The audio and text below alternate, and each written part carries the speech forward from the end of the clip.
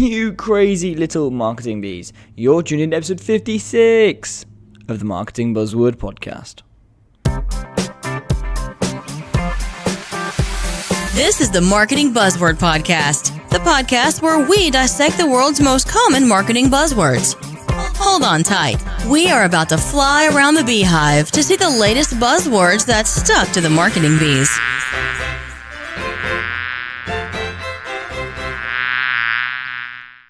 Hello and welcome to the bite-sized section of the Marketing Buzzword Podcast and Project, aptly named Bitesize Buzzword. I'm Ben Roberts, and in these bite-sized snackable episodes, I'm going to help you to dive deeper into what a specific marketing buzzword actually means, how you decide whether it is or isn't important for your business, and if it is, how you can incorporate that buzzword into your marketing strategy. Now this week we're going to look at something called inbound marketing, and you're going, that's not a buzzword, Ben, that's been around ages. I know, it's not strictly a buzzword, even by my definition, but it is something that I was asked to cover, and I thought, actually, you know what, it's relevant to so many businesses, so if I can still help break it down and make it easier, then I'll do that. So, to give you some background, what is inbound marketing? So, inbound marketing was sort of coined by HubSpot in 2006, and it's the idea about attracting people to your business, your ideal customer. The idea is about creating value in terms of content, in terms of ideas, in terms of thoughts, in terms of potentially even tools that make people want to come to you. So you're not just there coming to you for sales, but actually coming to you as a hub, or as a term as I've been looking at this week when I've been at Marketed Live conference in Nottingham, and it was again becoming the Wikipedia of your industry.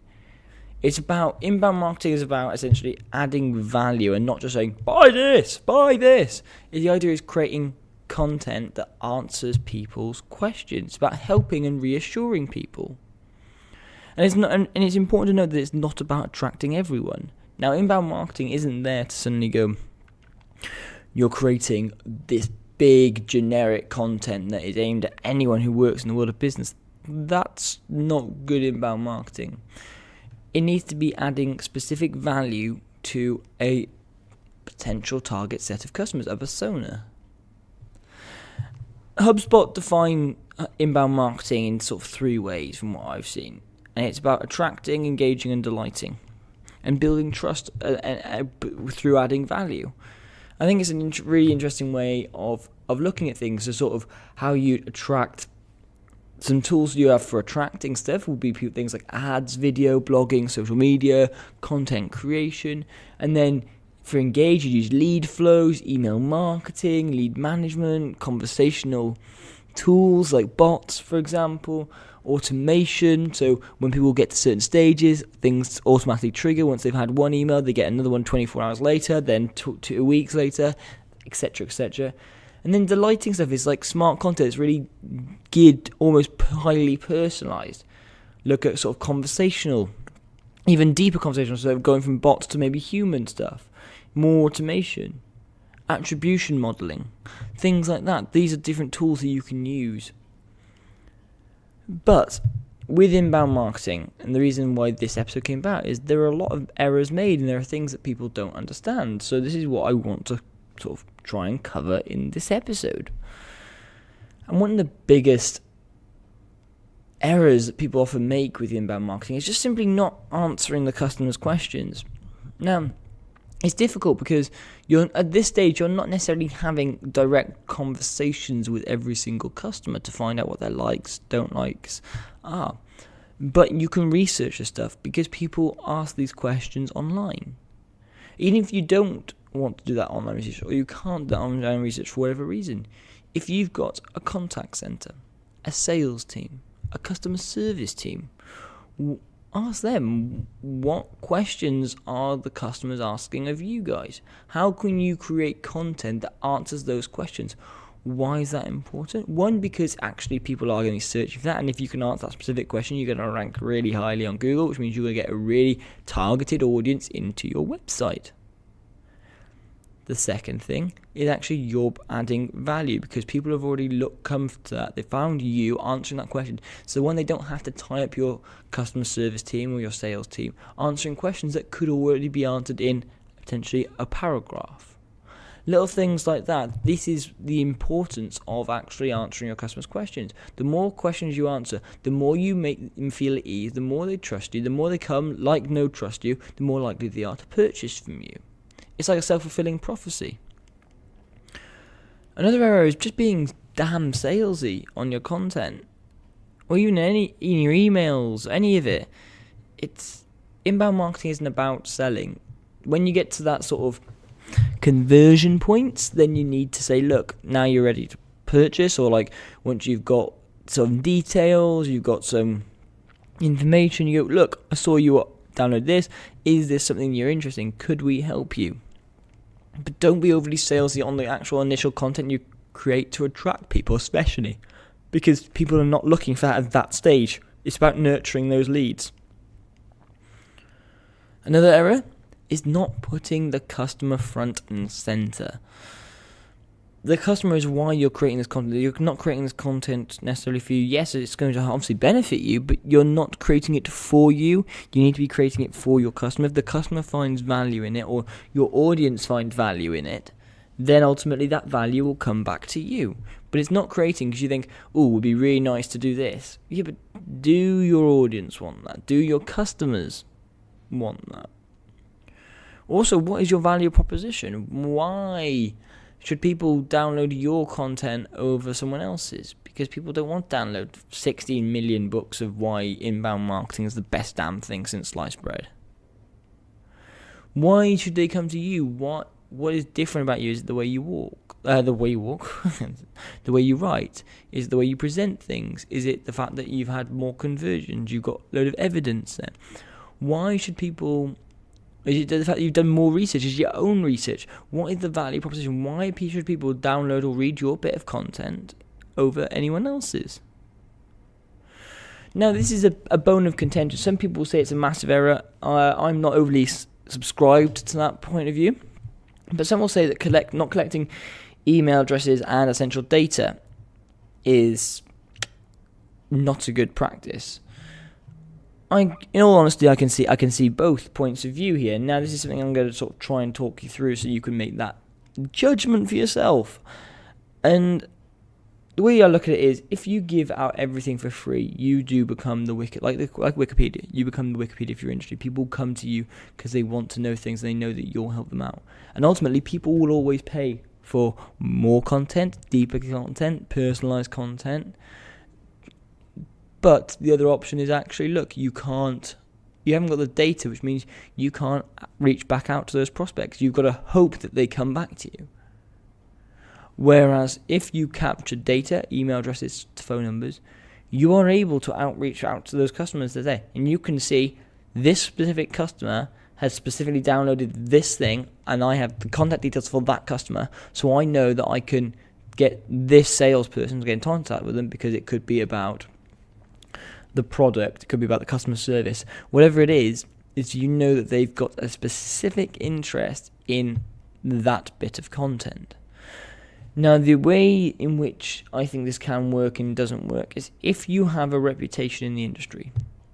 So you are a HubSpot, a Marketo, a Neil Patel, then it's easy for you to collect data because people already know you, or you've got a lot of social proof to say, look, this content is valuable. People can find out so much. If you haven't got a big website, you haven't got that credibility in the industry, I would recommend that you don't completely try and collect data, because data means you put people off. So actually, less people will have your content, less people will share your content, read your content, less people will understand that know that you're the wiki of your industry. If you're giving it all away, people will understand that you know your shiz. Something to think about. I'm not going to dictate to you in this episode where you should go, but it's something definitely to think about. And one of the final things as well, I think is another common error made, is just not A/B testing your ads and your messaging.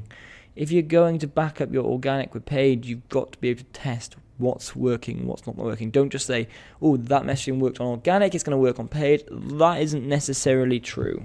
So that is definitely something you need to think about. Now, okay, so that all sounds good. We don't know what it is, what some of the benefits are going to be, and what some of the common errors are that you should avoid. And now, how do you actually put together an inbound strategy? Now, this is something that I could go on and do a huge episode on, but I'm going to try and keep it as concise as possible in sort of like next 4 minutes or so. So, create personas. So, who are your audience and who do you want to attract? Break it down. Yeah, I mean, some people say you need to go for that whole story process of this person is Kate. She is 43. She's married to Duncan. They have 2 kids, Eliza. Now, if that helps people contextualize, brilliant. For me, that isn't overly necessary. I mean, it's about adding the context to this. That way is a great way of actually being able to almost put it as a person. What do they like? But I don't think that doesn't work for everyone. So don't feel like you have to do it that way. But make sure you do target your content at that persona. So you're thinking, okay, who are the ideal people in that industry that I want to target? Be creative in your content as well. Don't just be a follower. Do not be a sheep. I love what Andrew and Pete say about this, is do not create that vanilla content. People say don't be bland, don't be boring. But ultimately the idea is be a bit more creative. Don't just follow the mold. Yes, you have to, because I was saying, how many unique ideas are there these days? Not many. But what I would say is don't just look to your own industry, look to other industries, see what other people are doing. Come up with some creative ways of standing out. Also, use SEO tools, Moz, Ahrefs, SEMrush, even Google AdWords. Use these tools to find out what questions people are asking, what are they looking for, and you're able to then create the content that really resonates. So we mentioned it earlier, is people not understanding their customers. Just because you can't speak to them completely, you can use these tools to be able to find out what people are searching for on the interwebs and be able to write content that specifically answers that question. Again, it's really long tail keywords, highly specific. You're not going to get in huge amounts of traffic from this stuff.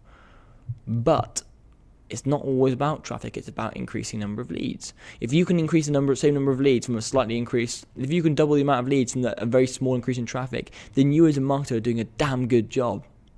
It's not necessarily all about eyeballs.